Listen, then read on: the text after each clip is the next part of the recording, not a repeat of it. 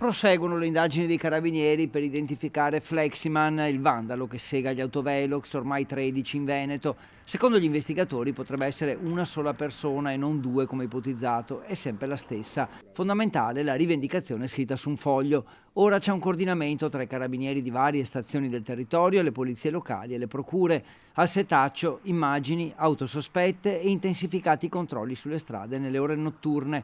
Intanto i sindaci del Padovano prendono posizione sulla vicenda. Io sono sicuramente contrario a attacchi di questo tipo perché insomma a tacer d'altro si tratta di reati, quindi non vanno fatti, sono contrario. Detto questo poi se non si è d'accordo sull'installazione di strutture ci sono tutti i mezzi democratici. Noi ci eravamo impegnati a fare le 2 rotatorie e a mettere un sistema di controllo di velocità.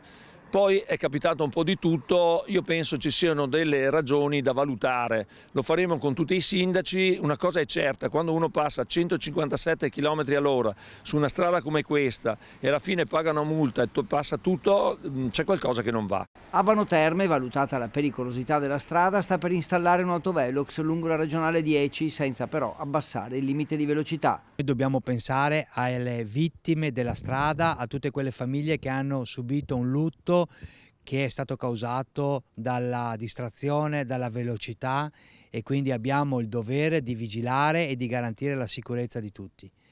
Questo fenomeno di Fleximan poco mi interessa, mi preoccupa, perché non si può far passare il messaggio che la giustizia fai da te possa prevalere. Anche Campodoro, valutato l'alto numero di incidenti, installerà a breve un Velox. A Campodoro abbiamo pensato, con una variazione di bilancio che abbiamo fatto a fine anno, di stanziare 28.000 euro per il posizionamento di un autovelox su una strada comunale, via Balla, tra l'altro richiesto dai cittadini di Campodoro, dove abbiamo seri problemi con appunto i veicoli che prendono questa strada quasi come un'autostrada, quindi con velocità assurde, e quindi abbiamo pensato di posizionare un autovelox che sarà un autovelox presidiato sempre dalla pattuglia dei vigili, un autovelox bidirezionale che sarà ben segnalato e che sicuramente non servirà per far cassa.